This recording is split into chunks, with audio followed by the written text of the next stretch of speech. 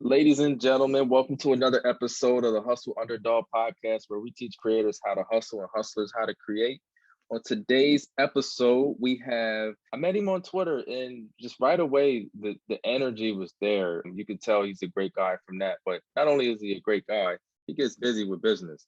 He's a business coach and a community manager over at Freelance Founders. Without further ado, my friend Max P. Max, how are you? Hey, how's it going? Thank you so much for having me on here. Not a problem, man. I'm pretty excited. Do you do a lot of podcast interviews?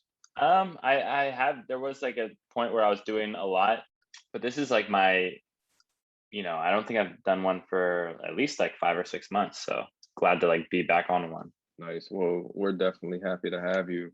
So you're a community manager at Freelance Founders. What's Freelance Founders? Yeah, so Freelance Founders is like an online digital community made up of freelancers.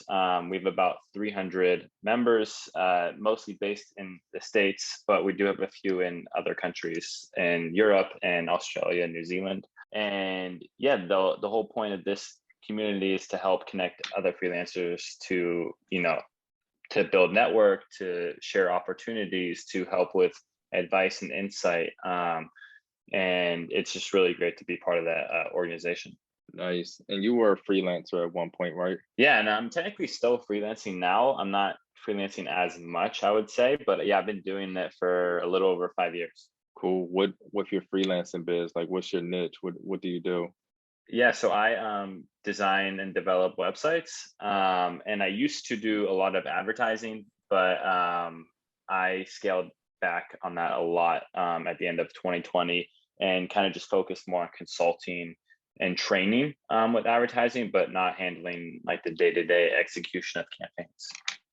Facebook, AdWords, Bing, like what kind? Yeah, everything.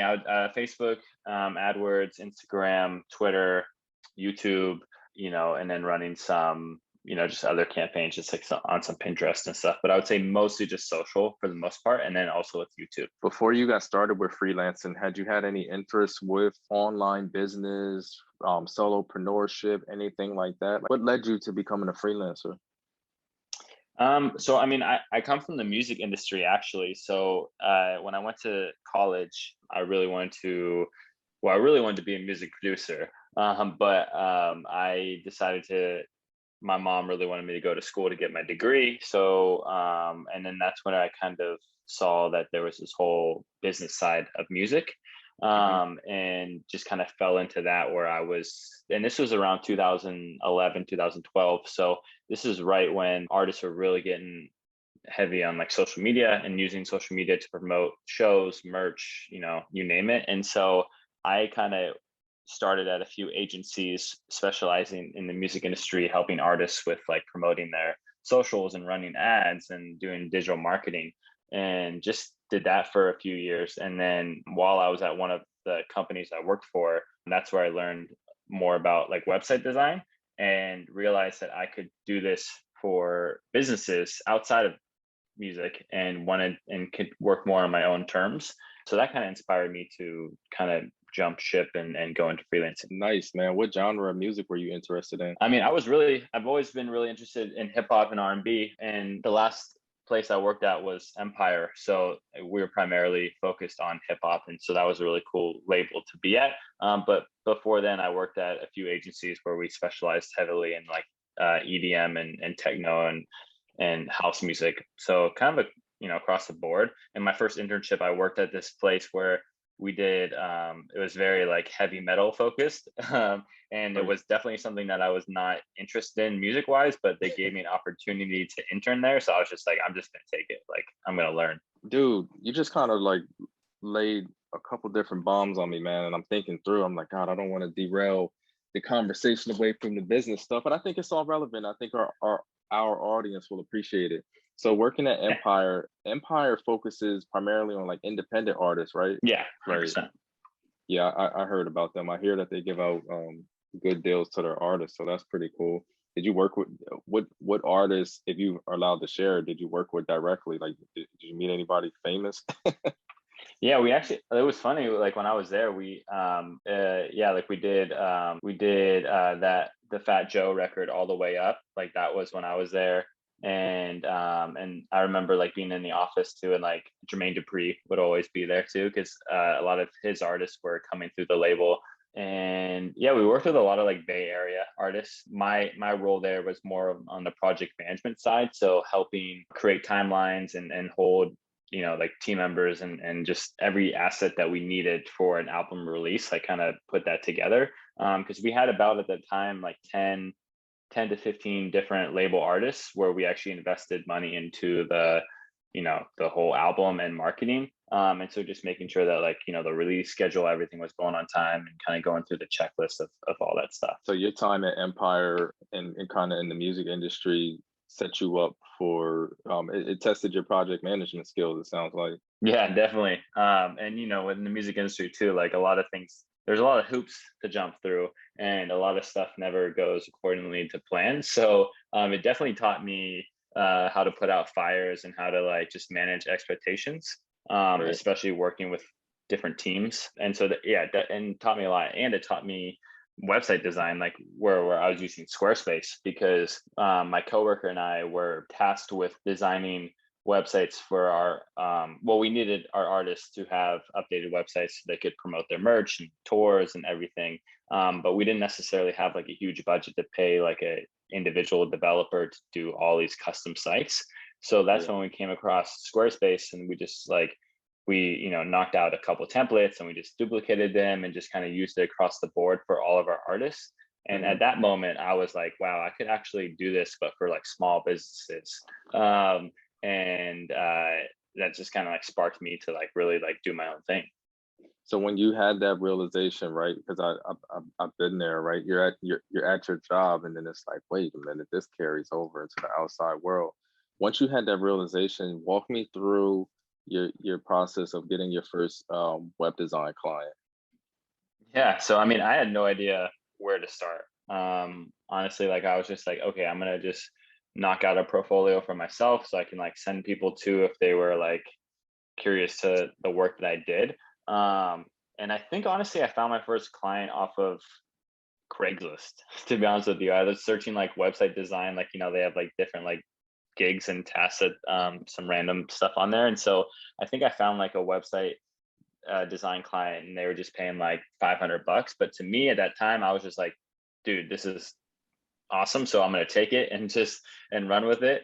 Right. And you know, throughout the whole process, just learning like, you know, like what I like and don't like about clients, and the red flags that some could present. And so um, you know, it's a lot of trial and error for sure. But at that time, like, you know, when I got presented that project, I was like, oh, this is great. Like I can just do a few of these and subsidize my income, and then kind of just do my own thing. Hey man, that's awesome. The Squarespace is a pretty cool platform. I was actually just talking to a buddy of mine earlier this week about moving from WordPress to Squarespace. I think they set you up right out the box. Their right out the box options have a lot of, they look good. Other sites, Yeah. you know, could be a little clunky. Like your website, onehandwonderman.com, is built on Squarespace, correct? Yeah. And you know, and like one of the things I noticed too, and this is why I wanted to work with like the small businesses, is that like I saw like a problem and I saw a solution. The problem was their websites were either outdated because, you know, they kind of used some custom platform, or they used a external developer who kind of controlled the whole process. And then the websites never got refreshed because the business doesn't know how to do that, and they weren't like mobile responsive, or they just were missing like key information or things like that. And so I was just like, okay, let me find some small businesses that can afford a website, maybe not like a full custom, you know, from scratch website, but can afford something that is more elevated than what they have currently. Let me educate them and train them on the website, so if like I decided that if we decided not to work together anymore, they would feel comfortable on updating the information themselves. And you know, I'll be able to charge like the price for that, that I wanted to. And so I kind of just like kind of found that niche. And plus at that time too, I was like really trying to get out of music, or just making music my sole thing, because the money wasn't there. So Right. I was just looking for other avenues to generate some income. So first client came from Craigslist. Like, Yeah. where did the next 10 clients come from? Like, what was your process when you're like, all right, I need to start generating revenue? How did you go about it?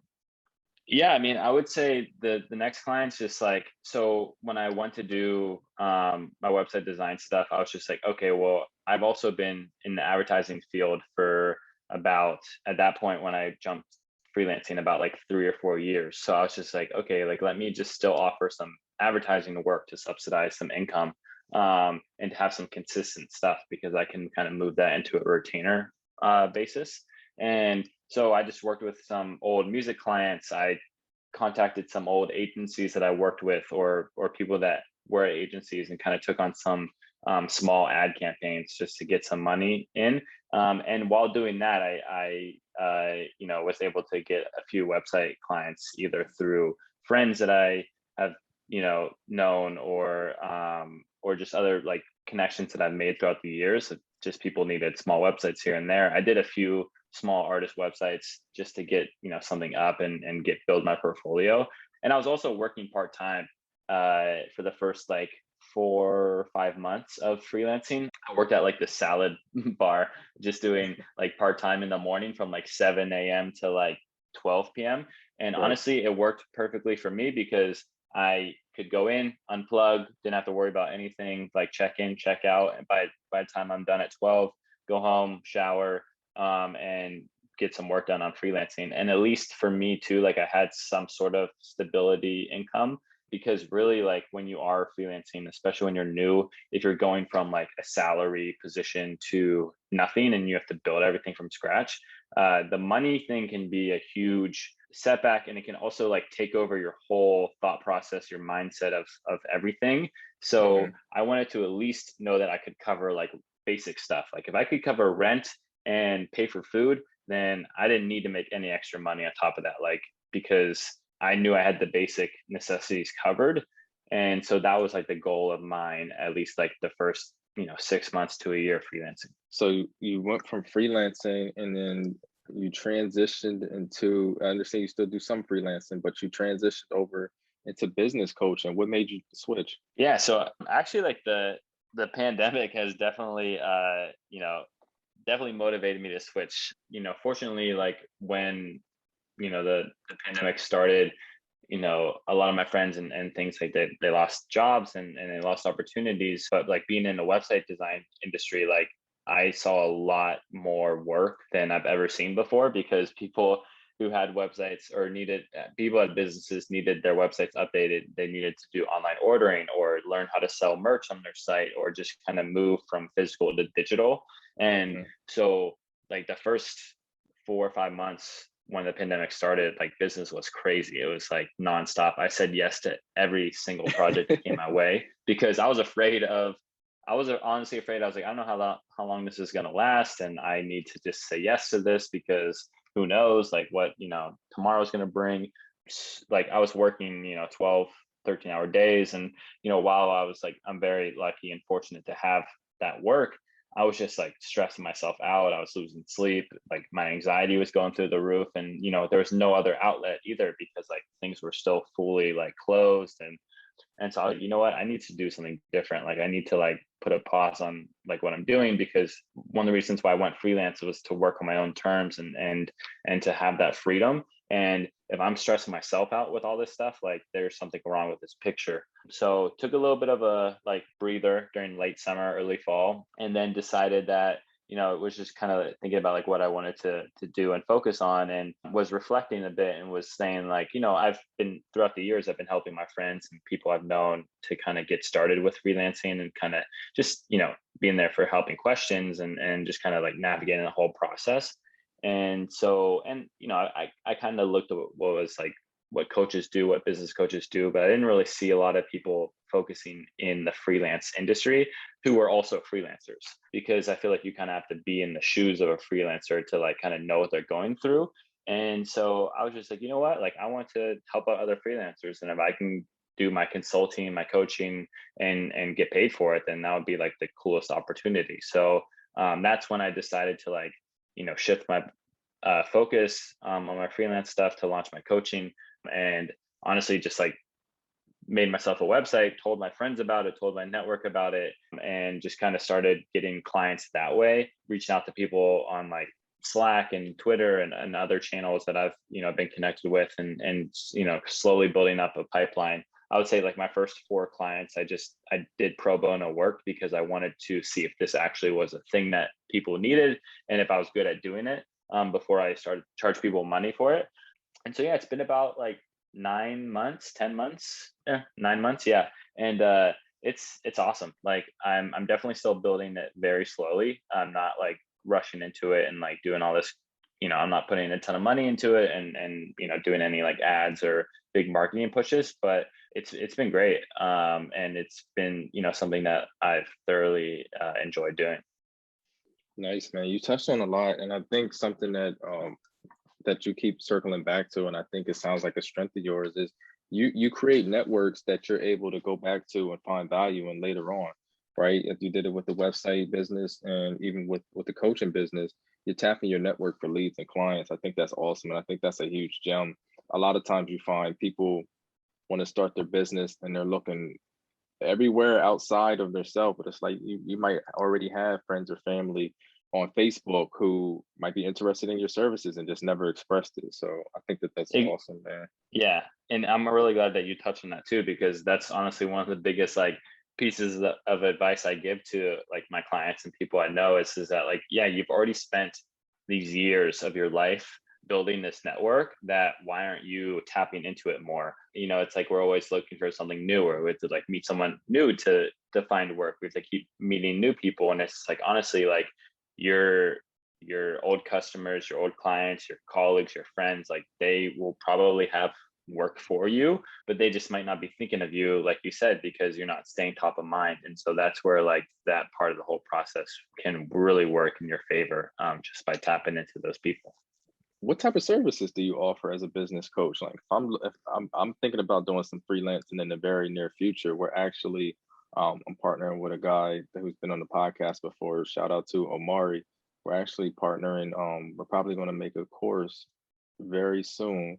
Make 1K in 30 days freelancing on like Upwork, People Per Hour, Fiverr, those different type of sites, man. So I'm gonna be in that freelancer shoes soon. What kind of services do you offer? Yeah, so there's a few. I would say I work with clients either on like a one-off basis. So if clients want to just like book an hour of my time, kind of we can strategize on the important stuff that they're needing help with at that moment. So if it could be like, just setting up admin stuff of freelancing, or like how to find your first client, or just any mindset issues. And then there's beyond that, I work with clients more on like a 3 to 6 month partnership where we get on a call once a week, usually for like 30 minutes. We have like a dedicated time and date, and we just catch up during the week. So it's like, okay, this is, week 1, it's like, this is what I am working on. This is what I want to get done. And this is like where I need help at.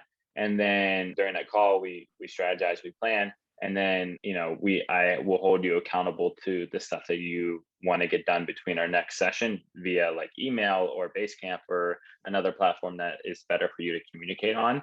And then, and I had that line of communication open between our sessions, because like if, for example, we talk on a Friday and then you get a client email on Monday and you're like, wait, I'm not really sure how to answer this. Does this make sense? I want like the communication to be open where you can feel comfortable to come to me and we can work on some solution so that you can present that to the client in like a timely manner. And then and all this stuff is on a one-to-one basis. I've thought about doing group coaching, but I really see the benefit on working with people on a one-to-one basis, because you have that dedicated time. Like you're not sharing it with anyone else. You can feel more comfortable sharing stuff that you might not share in front of a group of people. And plus, freelancers, we're all on different journeys, right? Some have been doing it for years, some have started last week. And so I want it to be the most valuable to every single person. And I think by doing that, like it has to be on a one-to-one basis. Thanks, man. That definitely makes a lot of sense. You touched on something that I kind of want you to elaborate on a little more. What's the top mindset issue that you see amongst freelancers, and how do they overcome it? Yeah, I mean, one of them is just honestly like coming from working from for someone to working for yourself. That employee to CEO mindset jump is huge, right? Because like when you kind of go into freelancing, a lot of and this is something that happened to me too. The misconception is like, oh, I'm gonna be able to do the work that I want to do all day long and get paid for it, and it's gonna be super chill, and I'm not gonna have to work as much and all this stuff. And but reality is you're gonna be working more because you're gonna be a business owner, so you have to take care of everything. At least in the beginning part of freelancing, you're not going to have enough money to hire stuff out that you normally wouldn't want to do. So you're going to have to handle your admin stuff. You're going to have to handle your business development and marketing, your accounting, and then the actual production work for your clients. And so it's a lot of work. It's a lot of moving pieces, and it can get super overwhelming to people who aren't necessarily aware of that and don't have experience in managing a lot of moving parts. Plus, it's also can be a really lonely business, right? Like you are go from having coworkers to having no coworkers, and so when you want feedback, when you want questions answered, when you just need a second opinion or help or support, like it's really hard to find that. And so that's also why I think it's super important to join a group like Freelance Founders, where you have a network of other freelancers who are literally going through the same stuff that you are, and that just make you feel like you're not necessarily like alone in this process. Perfect, man. Thank you so much for sharing that information. I'm definitely sure that this is going to help someone. A couple more questions for you, Max. So, Yeah, definitely. how does someone get started in this niche, right? I don't want you to train your competition, but if somebody's interested in business coaching, maybe they want to choose business coaching for Squarespace entrepreneurs, or business coaching for, I don't know, online community CEOs or whatever, right? Mhm. How would you recommend someone get started? I mean, honestly, like it's one of those things where you just have to do it. like for me, I just was like, this is something that I want to do, and I'm gonna do it and learn on the go. A lot of people, I think what holds a lot of people back is like they have to feel like they have all their processes and everything looks perfect and it's ready to go, and then we'll start doing it. And honestly, you just have to start. Like even if you don't have a portfolio, even if you feel like you need to take this class before you do something, like just learn on the go. Like obviously get all your ducks in a row and the whole process sorted, but that shouldn't stop you from starting. Like if this is actually something that you want to do, you're just gonna have to jump in and start and do it, and then you'll just learn as time goes. And honestly, like experience will teach you.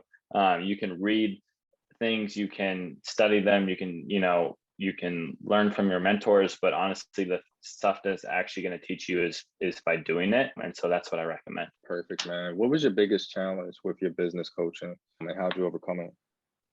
I mean, the biggest challenge was honestly starting a new business. Like I, prior to that, I was freelancing for 5 years, and I had my process like down to a T. I had a really big referral base.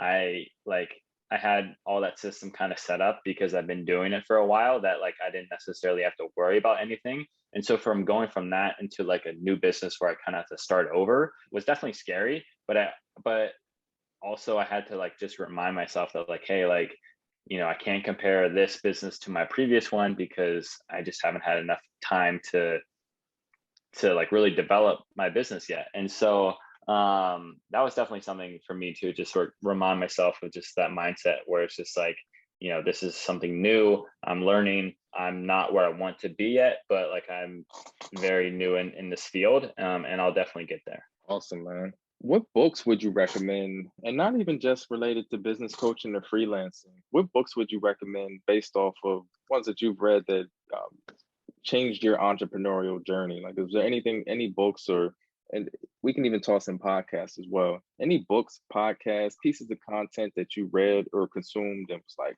wow, this is a game changer? Yeah, I mean, I would say like books. Like I love Phil Knight's Shoe Dog. Just the story of Yes. how he started Nike. Like I think it's just a really fascinating read, and it shows you to like someone that's super passionate about something is gonna like get it done, and it's just really cool to see like a multi-billion-dollar business get started.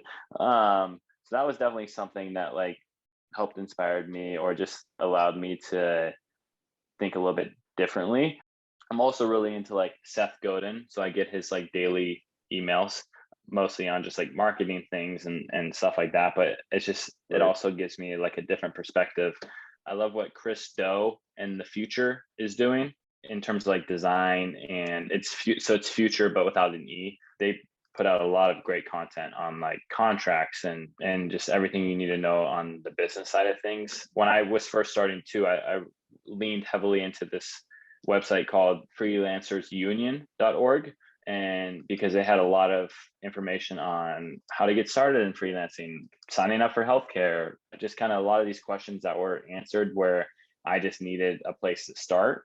I think those were like the main ones for me. Right now, I would say stuff that's inspiring me is I'm just kind of going into like a fiction kick of reading. So Okay. reading like a ton of different like fiction novels. Sometimes I just like to do that because it allows me to unplug a little bit from like my like learning and my just my business stuff. Like I went into when I first started freelancing and working for myself, I don't necessarily like the title like of self-help, but I went into like a huge self-help like book cycle, like reading like stuff about habits and just like processes and mindset and all this stuff. And so but now I've been really enjoying just like reading different books about like just like fiction stuff that allows me to kind of like unplug a little bit and and have some like creativity and fun, like kind of immersing myself in whatever story I'm reading. So to me, that's kind of been inspiring because it allows me to just like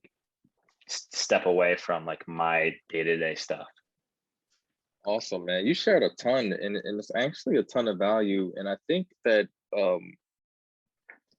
we're more alike than you know. Like Shoe Dogs, I think is awesome for anybody who's listening. I'll put a link in the bio or in the description for Shoe Dog. I have the audio version, and I listen to it, and I'll just listen over and over. Shoe Dogs is awesome. Also Seth Godin, I have a ton of his books. I was on his email list for a while. Seth Godin understands marketing inside and out, and he paints the concepts in a way that kind of like stick. Mm-hmm. So um, I love that you share both of those pieces of information, and everything that you mentioned, all of the resources and stuff like that, I'll put in the description. But Max, you shared a ton of information, man, and I think someone who's listening to this has a nice starting point on what they need to do to move forward, man. How can someone reach out to you if they need business coaching or if they have questions? What's the best way to get in contact with you? Yeah, I mean, you can go to my website, which is onehandwonderman.com. There's a link on there to like book a free 30-minute consultation. So you can, find a time that works for you and we just chat over the phone if that's something that you like to do. Otherwise, I would say Instagram is also username onehandwonderman, or Twitter is max_Pete. Yeah, and just, feel free to reach out. I'm always happy to help answer questions, even if it's, you're not ready for coaching yet, but you just want to get some direction or insight into a particular field or what you're doing on your day-to-day stuff. And yeah, again, thank you so much, for this conversation, because the goal is to just, even if we can help one person listening, I think that's awesome. Absolutely, Maxwell. Ladies and gentlemen, you've heard it here first. Hustle Underdog podcast, where we teach creators how to hustle and hustlers how to create. We've had Max Pete on the podcast, and Max, we might have to do a follow up, man, because I have a ton of questions about the music industry. Let's do it. Yeah, man, looking forward to it. So thanks again for your time, and everybody make sure to tune in, subscribe to the podcast on YouTube if you haven't already. Also, there'll be a link to join the free newsletter where you can get tidbits like this and plus a bunch of other cool non-traditional founder stories, marketing finds, and side hustle business ideas. So with that said, everybody take care, and we'll talk soon.